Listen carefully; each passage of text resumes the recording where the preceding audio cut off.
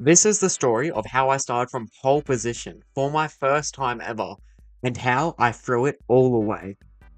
The night started with me on fire. My previous fastest ever lap was a 61.5. In my second race tonight, I set a 61.4. In my third race, a 61.2. When I say I was on fire, I mean it. My heat race results was first, second, first. I over doubled my heat race win number tonight, and I have scored more points than ever before. So, come the super final, I broke my streak of never starting in the top 5, by a margin and a half. I started all the way up in first place, and I was basking in the glory of the pole position. I felt like Sebastian Vettel during his prime. I was peak Lewis Hamilton. I was the GOAT.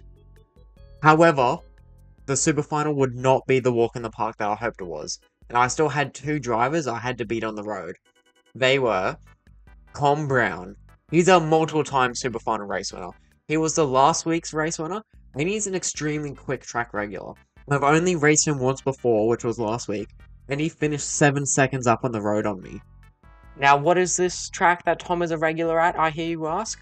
Tonight takes place at Kingston Park Raceway, a flat-out, high-speed, outdoor rental karting track with some of the best competition in Brisbane. Now, onto the second track veteran I'm afraid of. And the second guy is Sean, the extremely quick driver from last video. He's still a multiple-time super final race winner. He's still extremely quick, and he's still a pain for me to drive around. These two have been battling themselves the entire night in their own heat. They've been taking points off each other, and that forces them to start further down. But I'm still expecting them to easily drive through the field, and they are going to be the main ones challenging me for the win. Tom is my biggest threat. He's going to start P3. Sean, I thought I could manage. He's going to start P8, so I have 7 karts in between us. I prep myself for the lights to flag domination that I'm definitely going to achieve 100%. When my engine turns on, I line up for the formation lap, and the race goes green. I get a bang average start, not the bad starts of last time, and I manage to keep Tom right behind me. The guy in second doesn't get the jump on me, and so I have kept the lead at the end of turn 1. However, Tom has jumped the guy in second via following me through the corner, and he's now second right behind me. I keep it clean through turn 2, but at the exit I just go a fraction too wide, and Tom has taken up all the space on the inside I've opened up, and he's now got a great run on me. He's right behind me as we go through turn 3. I look to my right, and he's somehow already passed me for the lead. Now looking back at the footage, I realized I basically gave him the red carpet VIP all-inclusive paddock pass 2P1. I was for some reason driving the racing line, whilst he just takes all the space on the inside that I left for him, and you can literally see the moment I wave him by and wish him luck on his quest to win the race. But that's alright, I've now got a run on him, and surely I can take the position back into the hairpin. But as we go through the double apex left-hander, I lose like 3 karts on him. The battle continues for about 2 more laps, with the gap ebbing and flowing, but I just can't find a way to even start a move, let alone make it stick. Then on the second half of lap 3, I pretty much lose all my pace, and Tom starts gapping me by half a second a lap. This means I'm now fallen into the clutches of Sean, who has fought his way back up from P8, and is way too close to comfort on lap 4. He keeps on making little mistakes, which is giving me enough breathing room, but on the exit of turn 2, lap 5, I get what I felt was a huge tank slapper, but offboard it only looked like a tiny drift wide. However, regardless of the severity of the mistake, it puts Sean right on my bumper, which he stays, and coming into the hairpin, he lines up a move on the inside.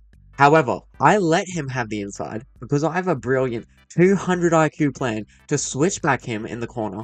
I'm going to get a generational run that grandparents will tell stories about, and I'm going to retake the move down the next straight. As I set up this brilliant play, we get to the mid-corner, and I have absolutely misjudged this, and I practically crash into his rear end. This kills all my momentum and cements me as a washed-up has-been, and on top of that, gives him a nice boost out of the corner onto the straight, where I was originally going to overtake him. However, after Sean's completed this move on me, my pace suddenly comes roaring back. I set 60.8s, 60.9s, I'm 7/10 faster than my PB before the night. Pace-wise, I've never been this back. But now, I'm stuck behind Sean's cart. and we're about 2 seconds further behind Tom in the lead. At this point, I've decided the win is off the table, and I'm just trying to overtake Sean for second, to salvage my race and at least come back with a shred of dignity. But just like with Tom, I'm able to get close, really close, but I can't even start a move.